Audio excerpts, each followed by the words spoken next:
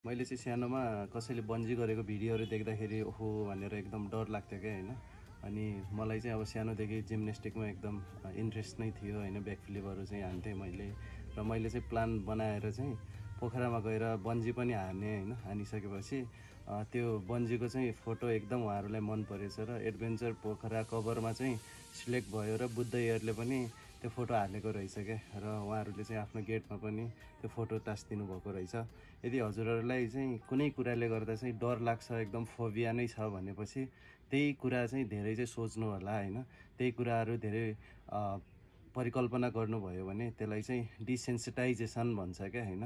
त्यो टर्म चाहिँ एकदम चाहिँ हेल्पफुल नै हुन्छ क्या। तपाईँहरूले जस्तै कुकुरदेखि डर लाग्छ भनेपछि तपाईँले चाहिँ त्यही कुकुरको बारेमा सम्झिने, कुकुरको हल्का नजिक गएर माया गर्ने टाइपको चाहिँ कुराहरू चाहिँ गऱ्यो भने अझै त्यो फोबियाबाट चाहिँ हजुरलाई टाढा हुन्छ है त। हस् त, धन्यवाद।